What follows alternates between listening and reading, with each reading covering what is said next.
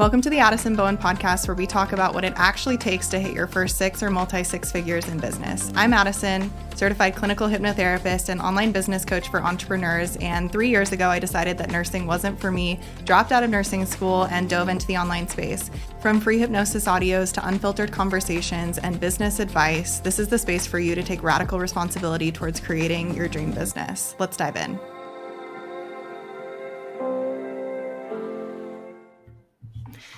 Hi guys, welcome back to the podcast. Today we have Ryan here, who is also an NLP practitioner and trainer and hypnotherapist. And Ryan is actually someone that I did one of my very first hypnotherapy certifications with. So I'm super excited to have him on the podcast today to talk about social media, growing your practice as a coach, as well as just his story in growing his own business and pivots and stuff like that. Hi, Ryan. Hey, Addison, how's it going? I'm excited. I'm so excited. I kind of just want to dive right in because I remember when I did my training with you, one of the things that really stood out to me is the fact that you went basically from private detective to soldier to trainer of hypnotherapy and NLP. Can you tell us a little bit about just that journey, what got you into hypnotherapy and subconscious reprogramming, and also, where you're at now in your business, what you do, how you've pivoted over the last couple of years? Okay, cool. There's a lot of parts to that question, so you're probably gonna have to work a little bit to keep me on track, but I will do my best. So last weekend, I was in Michigan. I was in Detroit for this really nice, really fun hypnotherapy conference, and I gave this talk. And the talk started out with me when I was 17, and I was in a room, and there was this criminal there, and they had a weapon, and there was this whole scary situation. Totally true story. And I start giving this talk, and I'm I had it all planned out and everything, but I'm woo, I have really made a task for myself to get from me, detaining a dangerous criminal in Toronto, Canada 22 years ago to me teaching people about business now today in this seminar room. But I did it, I made the presentation, but that actually is my story. So my first real career was as a private detective in Canada. As I mentioned, I was licensed in 2 provinces, and I was doing stuff like covert surveillance, hidden camera work, stakeouts, following people around, actual real spy stuff. I was doing more kind of spies or investigative work than a lot of police officers would do in the first years of their career, right? Because I was working in private sector, so I could kind of go where my skill set took me. And I did that for a number of years. And the big question that I get is, how the heck did you get into that to begin with, right? And we probably don't have time for to go really in depth on investigation work. But long story short, when I was a kid, as part of his other duties and as part of being a business owner in a different industry, my dad had a private investigator license, and I thought that was super cool.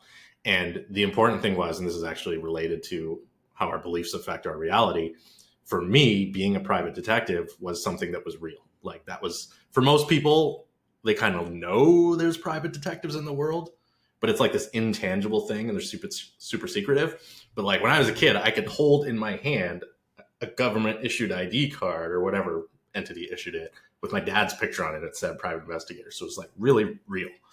So when I was old enough to get a job, or a real job, I became a PI. There's a whole fun story about how to do that when, an entire industry is shrouded in secrecy. Again, we may not have time for that today. But after private investigations, I got bored of that eventually. Eventually the novelty wore off, believe it or not. And then I joined the Canadian military. And I was with the Canadian Army for 5 years. I was the old guy in basic training at 20, I think I was 28 or 29, probably 28 when I joined. So I was a full about 10 years older than the average troop, going through basic and doing all that stuff. And I excelled at that because even though I wasn't in better shape than anybody, really, mindset is huge. Even though it's quite a physically challenging thing to be in the military, it's more mentally challenging.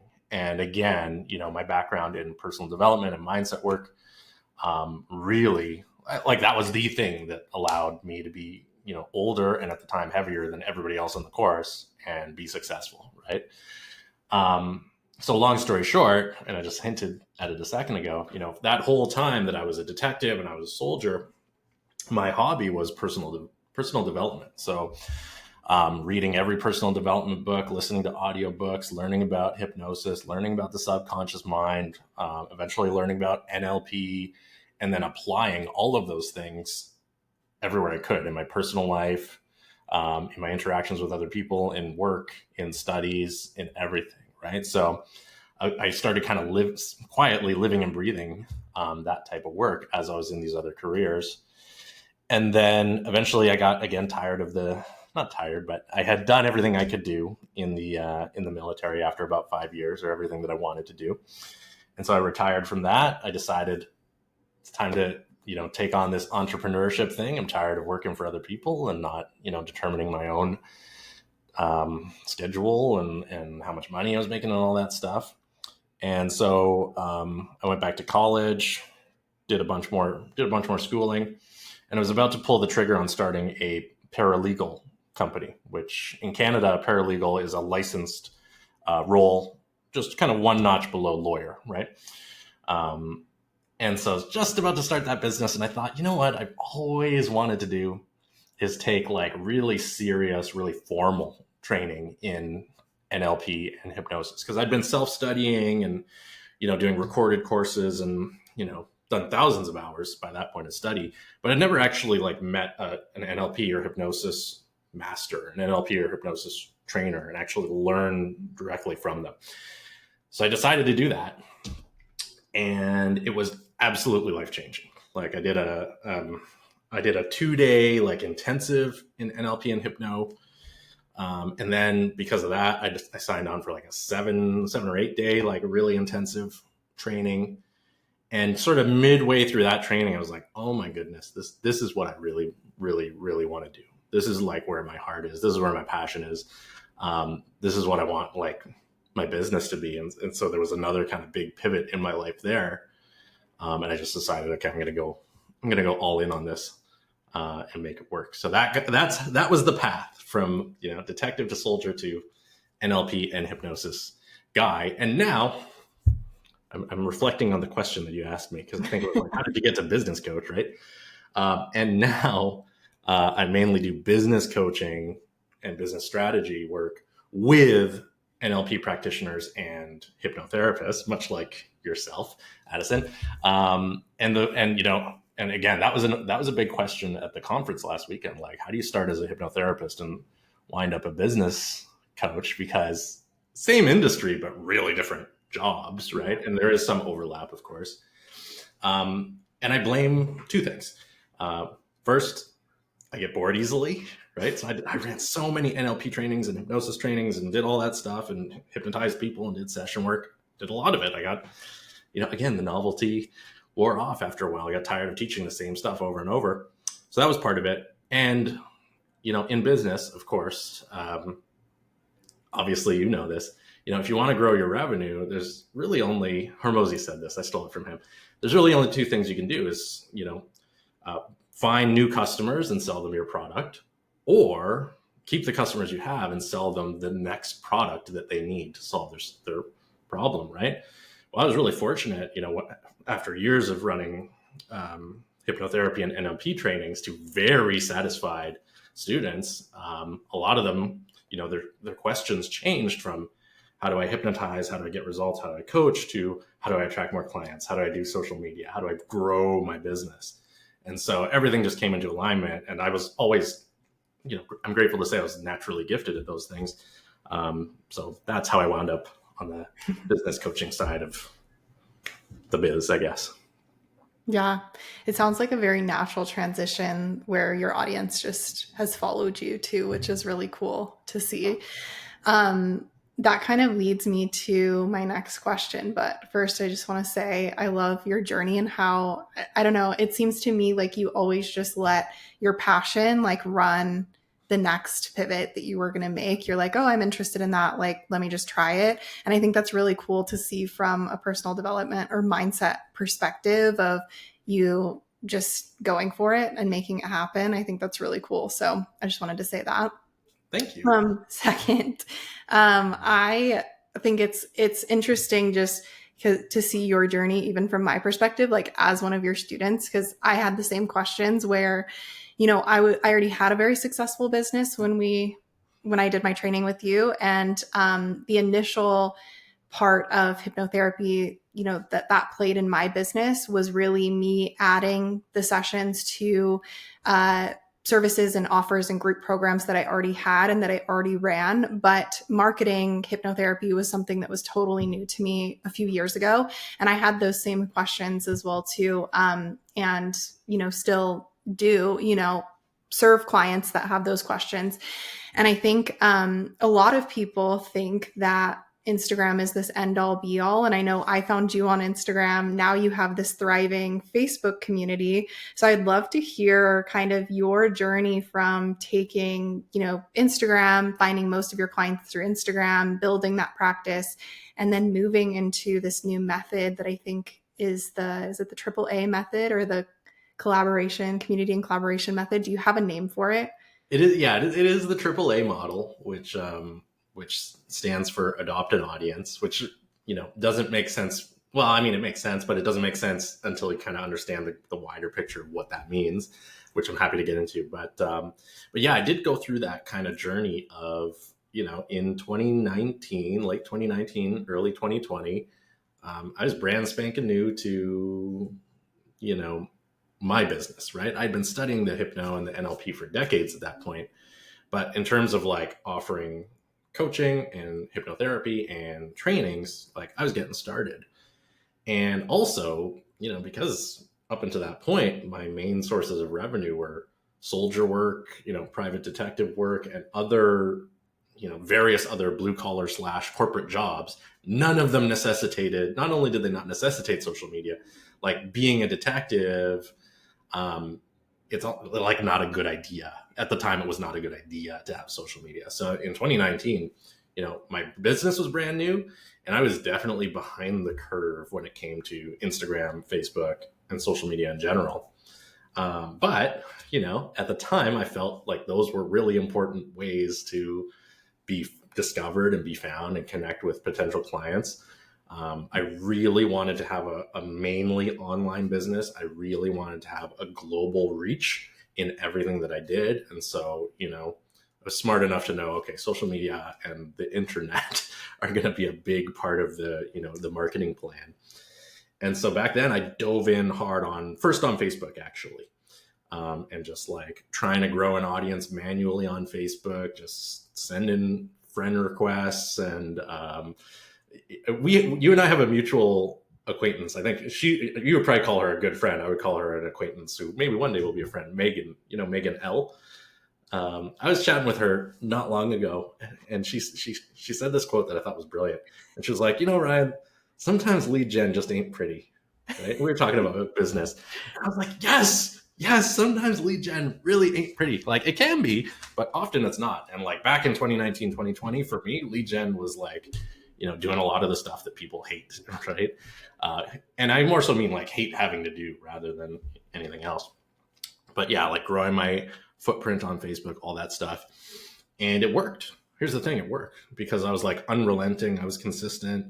I was willing to take imperfect action. And before long, it started turning into sales, right? And looking back and reflecting on that time, there were a couple of things that I was doing that made it work.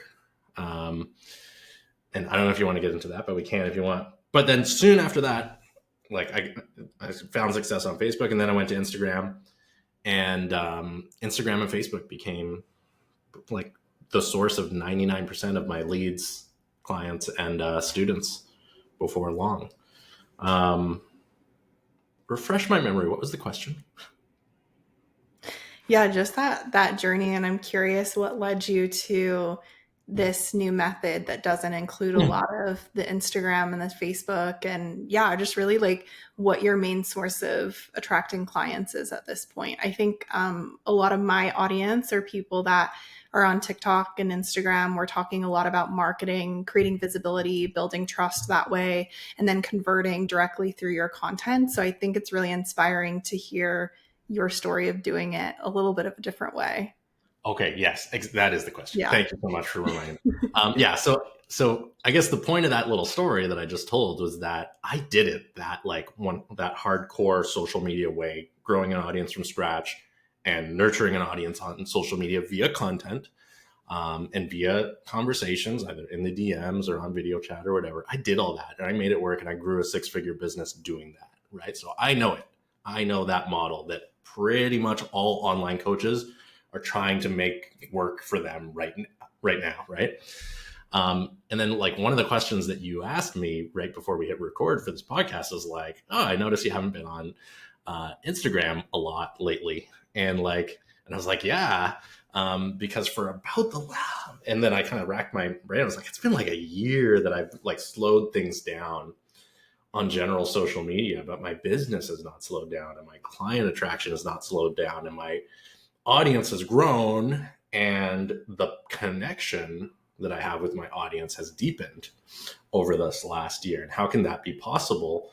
And it's because for the last year, I've been exploring, this question of what can we do to be successful as coaches in business, even successful as online coaches in business, without relying exclusively on social media platforms, without relying very heavily on Instagram, Facebook, TikTok, YouTube. These are all fabulous platforms, right? I love them.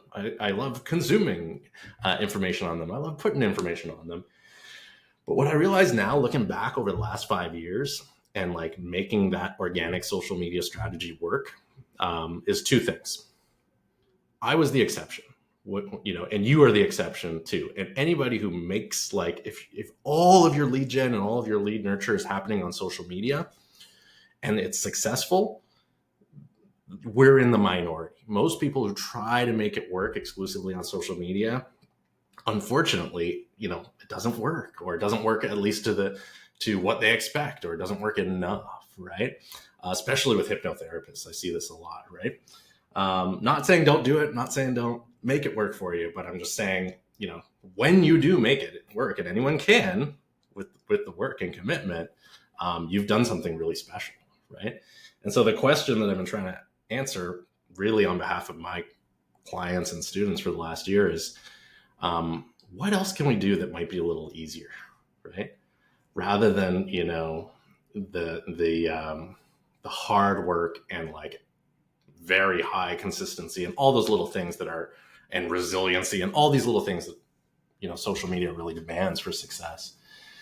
And so I've been exploring, this, what I'm now calling the AAA model, and, other strategies that are either outside of social media or parallel to social media, or move social media into a very specific part in the client journey rather than being the be all end all. That probably sounds a little abstract, right?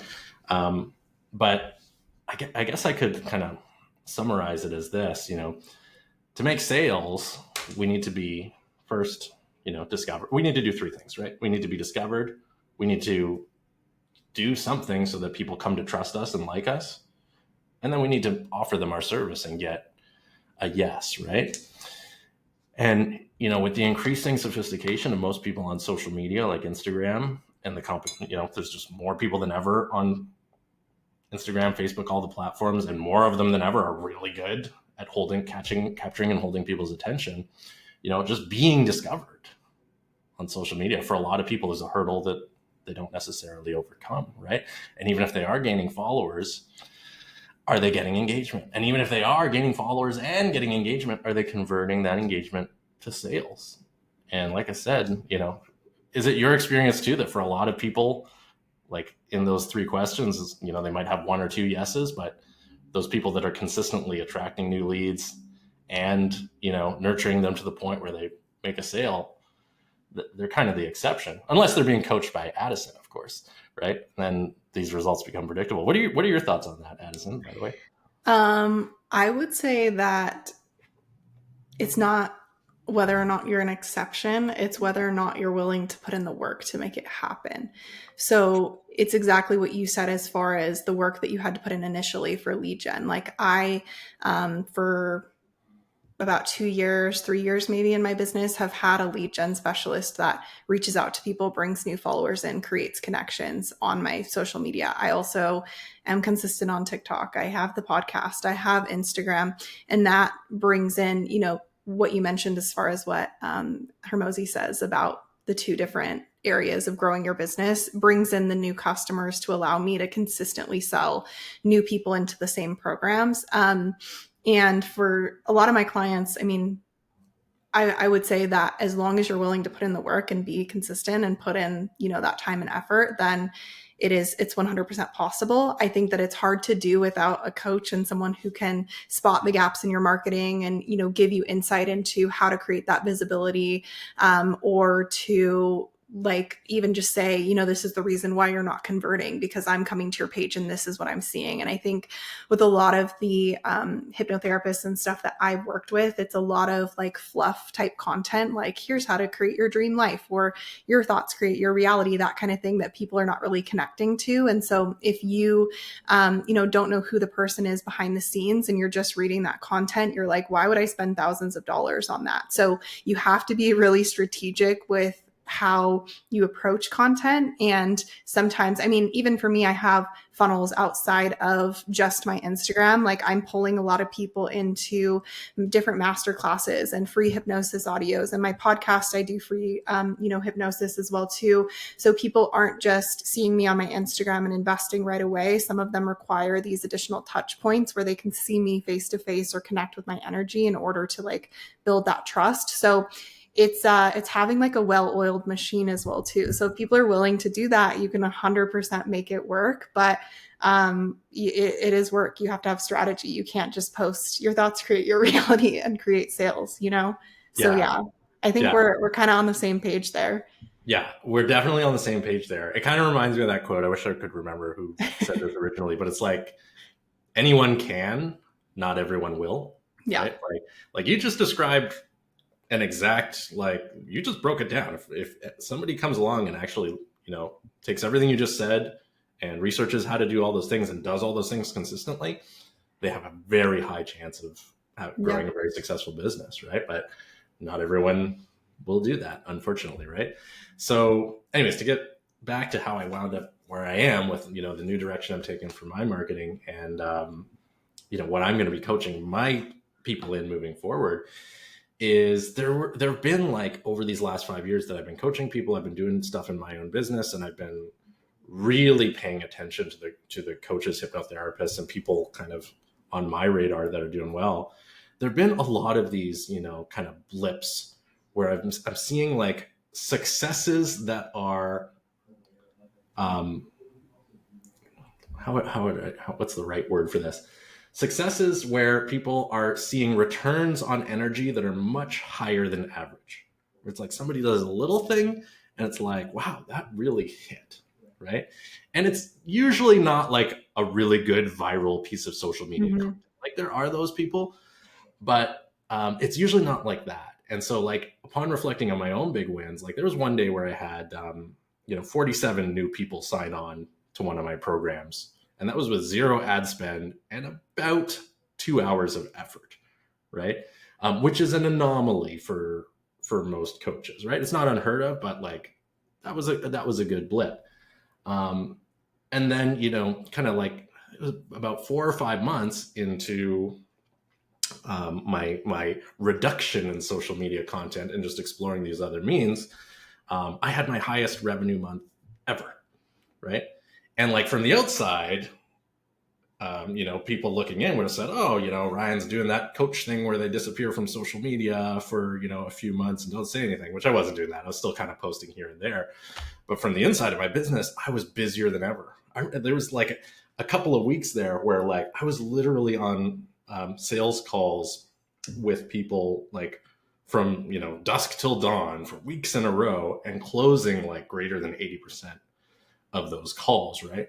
And the common thread, what it came down to was, I put it in our little like pre-show notes, is really building community, which is different than building, a traditional social media following, and really collaborating with, your counterparts, your peers, your contemporaries inside and outside of your industry. And so when I really leaned into doing those two things, those blips, those extra high returns on investment of energy, starting getting bigger and more frequent.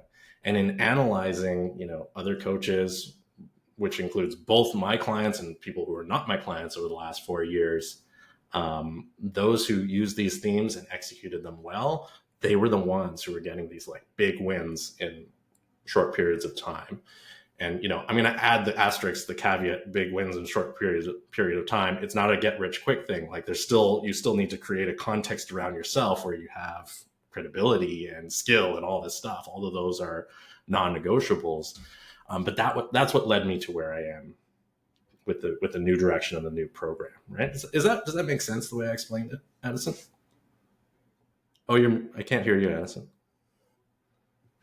What does the AAA method stand for? Is it an acronym or something? Yeah. So the AAA method stands for adopt and audience, which is just kind of one of the pieces of the puzzle of the new framework that I'm teaching my clients. But it is a very important piece of the puzzle. And essentially what it means is, in many cases, if you spend the equal amount of time trudging along to grow your own audience, if you take that amount of time and just get in front of other people's audiences, adopt someone else's audience temporarily, and you really need to do it in the right way. But if you get it done in the right way, not only do you wind up growing your audience anyways, but you wind up, making, honestly, sales much more easily and much more quickly than if you just went and posted a bunch of social media content. And I want to emphasize, there's two sides to this coin. I said you got to do it properly. The reason this is so powerful is because most people don't do it properly. They approach potential collaborations all wrong, and they hear a whole bunch of no's, or when they do get a collaboration, they wind up leaving most of the potential sales on the table, unfortunately. But because that is true, for those that understand these concepts, understand these, principles that are as effective offline as online, as effective on social media as outside of social media, and approach the concept of community building and collaboration cultivation well, the results are just dramatic. And I think I saw your eyes kind of like light up when I was talking about it. So I'm sure you've experienced this as well, right? Yeah, I mean, something that I work on with a lot of my clients is even collaborating on lives with people on social media or off of social media. I think collaboration is huge in the online space because you do resource each other's audiences. Even Megan, who you referred to prior to this part of our conversation, we used to do these lives every week where we would talk about something similar, either from either of our perspectives, or we would just collaborate on a topic. And we did this for a couple months, I think, almost every single Friday. And then we found, both of our audiences were growing, but then the people in our audiences as well too were going into the right program for them, like ideal client wise, whether it was me or her, so it works really well to do little things like that with collaboration. So that's probably why my eyes lit up. So I'm curious, as I'm hearing and like learning more about your method, when it comes to like that building that community, do you primarily do that through this collaboration versus through like viral social media posts? Is it kind of like bringing all the pieces together, or is there, one thing with hypnotherapists that you're like, this is the route you should go? You should collaborate first and let that be your audience growth. Yeah. I mean, it kind of depends on the starting point. And like I said, I've done audience growth kind of in both of those ways and in every way people can imagine, like you name it, I've done it. And right now, like where we are at, it's, we're recording this in September 2024. You and I and the audience are all acutely aware of like what's going on with AI, what's going on with social media. In the last year, things have changed. In the last 3 months, even, things have kind of changed and evolved. Right now, like if I were getting started, I would be going hard in the collaboration model and audience sharing, because aside from just being highly effective, it also inoculates you against a lot of the issues that technology have created in the last 12 months. Like, just for example, trust is more important than ever. And just like literally, like, if 2 years ago I said, Addison, you got to provide evidence that you're not a robot to your audience, like that would have sounded silly. But like now, it's not that silly. You kind of got to have like some way to show people that you are not a sophisticated bot. And a really easy way to do that is to have somebody that the audience already knows and trusts introduce you to them. Like pitches and content and offers aside, like just that right now in 2024 and more so in 2025 is like invaluable. Yeah, I love that. So that is one of the main like pieces of your framework. But again, like you said, it kind of depends on like where people are starting. Can you give us an example of how this has really worked for your one of your clients, for example, or someone that you've seen see really great success? Yeah. So, I keep meaning to make like not a Rolodex. Nobody knows what that means anymore, but basically like a case study Rolodex to just have on my desk or on my desktop so I can bring these to mind, because there's been so many. And the neat thing is, and the reason I love this model so much is because like it's worked for my clients. It's worked for just random coaches who are connected with me, who have like asked for little bits of advice here and there, and then just did what I said and gone out and got tremendous results. And so those are kind of my favorite case studies, where it's like, you ever have that, Addison, where it's like somebody shoots you a little message on social media or whatever. And it's like, oh, I'm planning to do this. And you're like, try this. And then they go and make a whole pile of money and they come back and they're all happy. So like there was one fella who, he's not my client. He's never been my student. But he's kind of in the greater hypnosis community. But he has a full-time career. He's a very successful in the movie industry. But he's also a really skilled hypnotist with very limited social media following. He's never done any audience growth. He's never done anything, but he has all this skill, right? And he wanted to run a masterclass, a free masterclass that led to a high ticket training program, because he was really excited about this particular style of hypnosis that he had created and wanted to share it. And he had shot me a message on Facebook just saying, hey, what do you think about throwing $500 into ads to get people to my masterclass? And I was like, well, do you have a list? Do you have this? And he had like nothing. And I was like, in the back of my mind, I was like, that's going to be $500 like down the toilet, basically. Right. And I thought, well, I mean, what would I do if I were him? And I kind of just in DM format laid out a little marketing plan for him. And I was like, run the master class, but collaborate with people who have existing audiences, to drive people to first of all, introduce you to their audience and then drive them to your master class, and, make it a win-win-win for the audience owner, for their audience, and lastly for you. And he really took my advice to heart. And actually I wound up interviewing him in front of my communities. So he got a few people in his masterclass there, and he did it with a couple of others.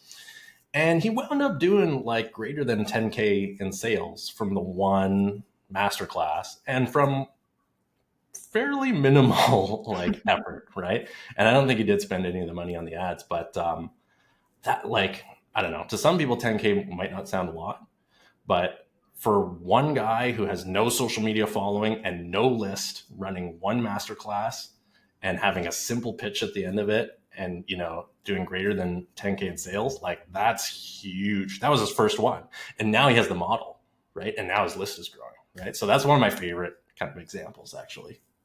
And there's so many more.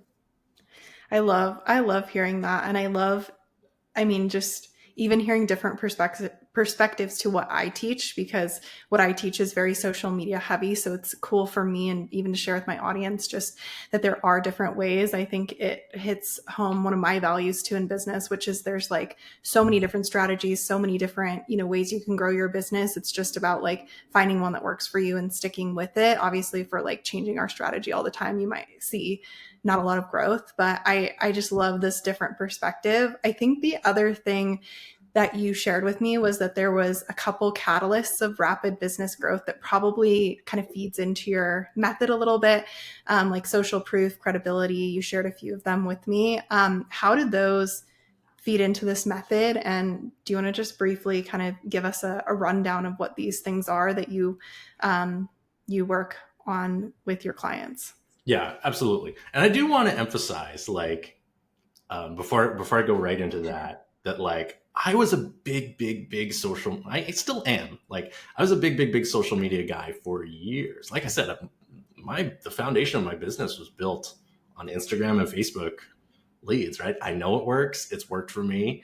And I think everybody who should have a strong social media presence, and it should be a source of leads and a way to nurture your audience and all that good stuff, right? It's just that the way I'm moving now, it's like I want to kind of have the social media be the icing on the cake, and I don't really any longer want it to be the cake. And this is from somebody who right now has a membership with hundreds of people in it just to teach social media, right? For hypnotists, right? So love social media. It's huge. And if it is somebody's primary lead gen and lead nurture strategy, awesome, good. Work with Addison, because she's the source for the training, basically. Sorry, what were you going to say? I was just going to say, like, I'm kind of envisioning, just with what you're teaching on, that you can blend the two as well, like the collaboration with the social media. Because I love social media. I have a lot of fun sharing value on social media. I love my podcast. It's something that I don't really see, maybe down the line, I'll be like, I want to slow down here, but I love it. And I think I've also had clients that have been like, well, I want to have kids in, a few years. So, and I don't want to be on social media as much during that point. So I think it's just cool to see how you could blend different methods of the collaboration, the community building and stuff like that with, social media, and bringing them together. Cause there's just, I think together that's like a powerhouse of growth. Exactly. And I really like, marketing systems and business models that can be modularized and not break. Like I like a model that where it's like, okay, can I use this model and have minimal social media, a medium amount of social media, or like go all in social media and it'll still work?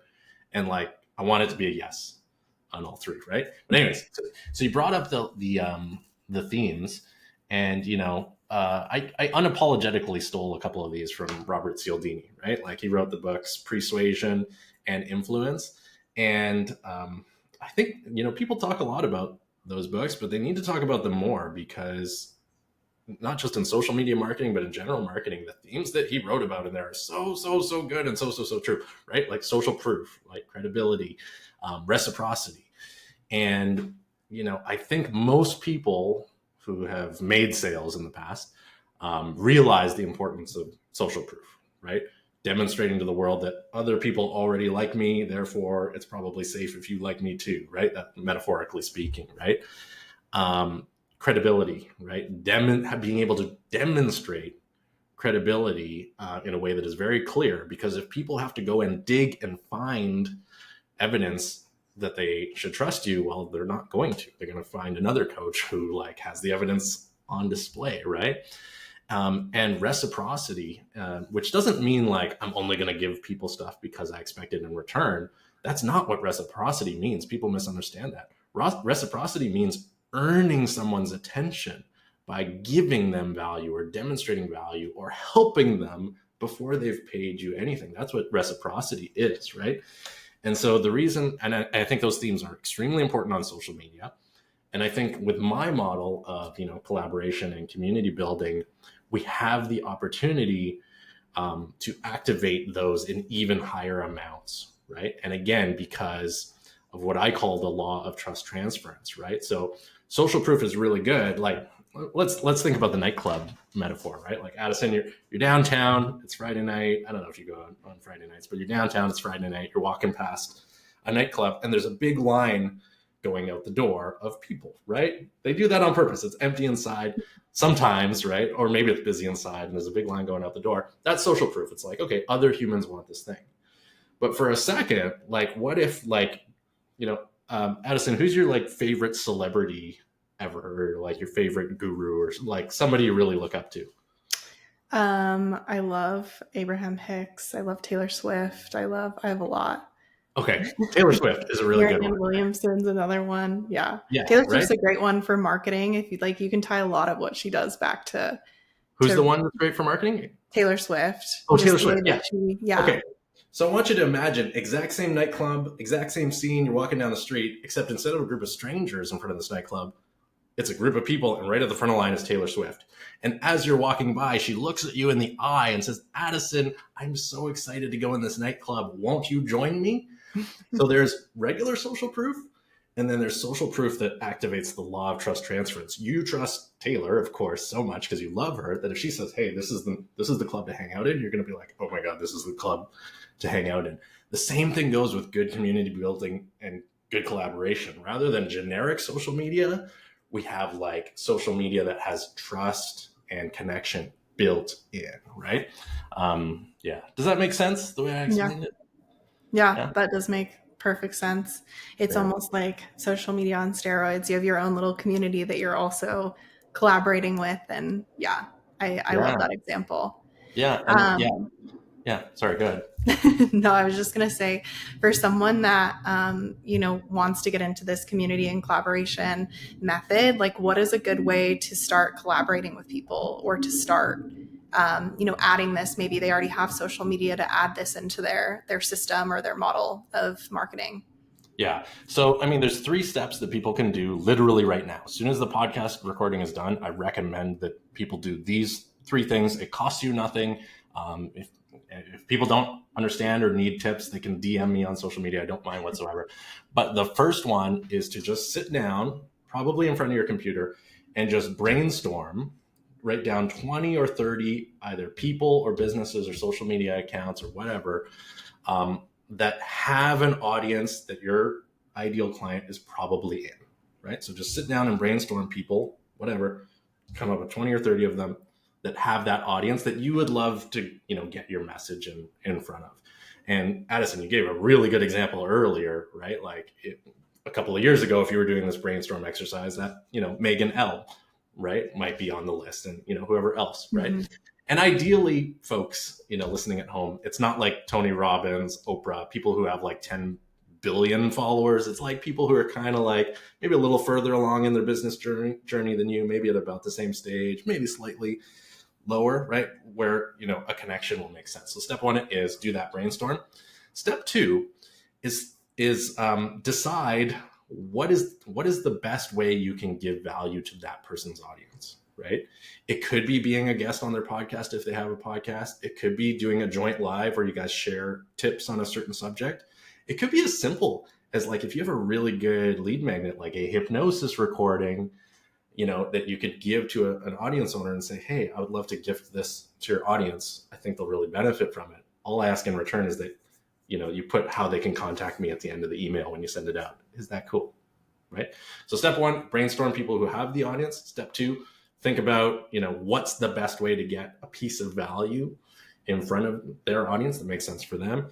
And then step 3 is to start, reaching out and see if you can make these connections, right?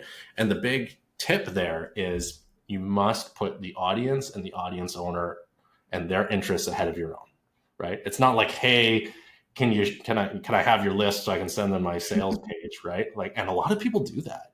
And then they get 10 no's in a row and they say, well, this doesn't work, right?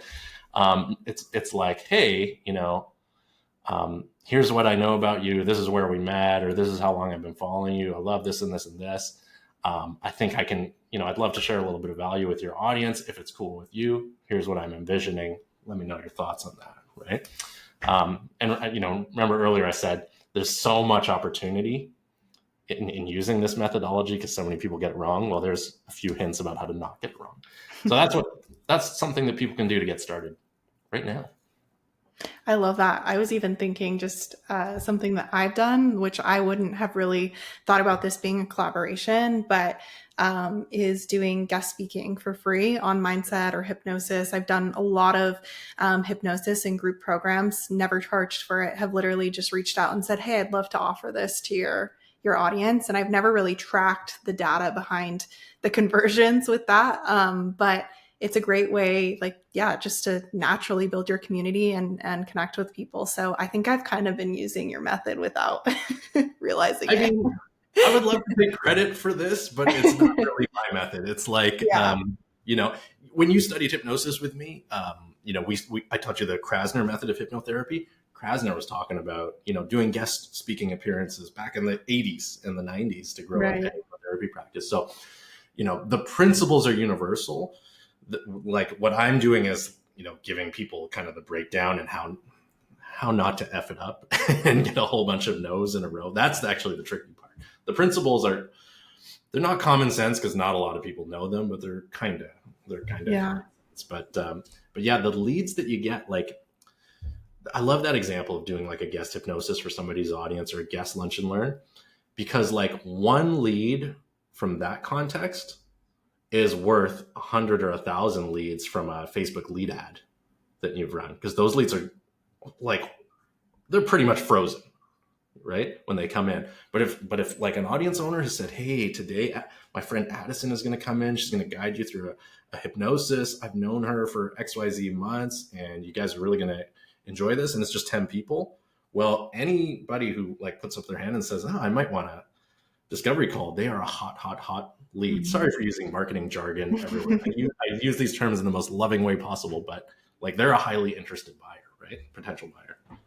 And bonus points if they keep that in a portal, like in a membership or something where people down the line can keep watching that. That's my favorite thing to do, is something for memberships, and then it lives there. So as people continue to join, there's more and more leads. So I love this conversation.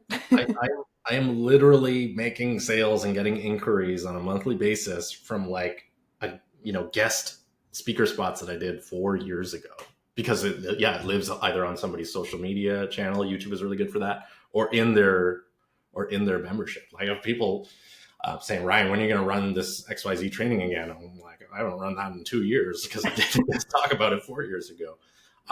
But yeah, and it's free, again, free hot leads coming in, right? And that's another part of my program, how to, if you're going to go through the trouble of doing a collaboration, how to bake in a permanent lead flow process to it as well, like Addison does, without even realizing it, without even trying. I love that. Well, let's talk about your program now, because I feel like so many people in my audience are going to be like, I need to add this into my method, like your methodologies. I think a lot of the people in my audience are already using social media, but would love to have this, aspect of community and collaboration. So tell us about the AAA program and how to know if they're a good fit for something like that. Yeah. So really good news is I'm basically giving away the high level methodology for free. Because like I said, I didn't invent the principles. I've used them with great success and taught other people to use them with great success.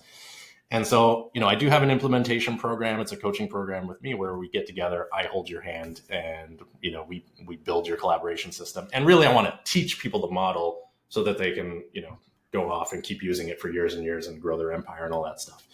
But I only want to work with people who like really love the model and are willing to do the stuff and willing and happy to do the stuff to implement it, right? So what I'm doing is a little different. Is I'm just having a free training that people can join. They can go not at their own pace, because when you join, there's a time limit that you have to complete it or you'll get kicked out. That's probably a story for another day.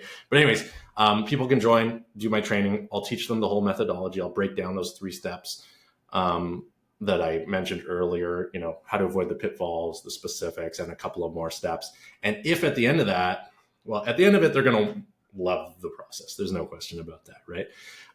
But they'll have enough information that, if they have a strong marketing mind and great self-discipline, they can go off and run and do it. And all I ask in return is when they're rolling in dough and have all these happy clients, they send me a video testimonial.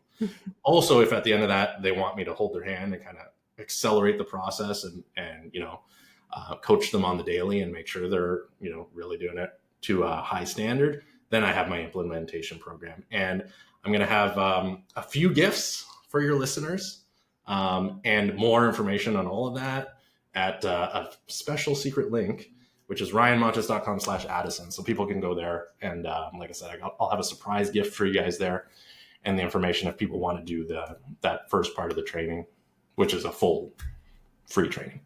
That's awesome. And there will be links there to your Instagram and your Facebook group too. Yeah. Okay, I'll put links to my Instagram and Facebook. But, my name is Ryan Montis. There's only 2 Ryan Montises in the world that I'm aware of. One of them is a very prominent business coach on social media. The other one has no social media whatsoever. So if you search my name, you'll find me. We'll find you. Well, thank you so much for this conversation today. I'm really excited to give these gifts to my audience from you. And I'm excited to I was just thinking that I need to connect with you more and get in your Facebook group and all the trainings and stuff that you have in there. So I love this conversation. It just got my brain even going on ways that I can, open up collaboration in more ways. So thank you so much. Absolutely. And I really, really appreciate being here and hanging out and chatting with you. I've had a great time. Addison, you're the best. If anybody's listening to this conversation and you don't yet know Addison, maybe I sent you to the conversation or whatever, Addison is a person to know. She is a rock star in this industry. She has been doing brilliant work since the day I met her, not just because of my training, mainly because of she's a brilliant person. So everybody follow Addison on social media and connect with her if you're not yet, for sure. Thank you so much. And if you need any sort of hypnosis training or information, or even hypnotherapists, I send so many people to you and I'm like, do this training. This is where you should start with Ryan. So Addison, now I'm getting I know we were talking about what we can work on together, kind of pre-recording. Now I'm getting even more. I know, right? alert, but we'll talk more. Thank you. Thank you.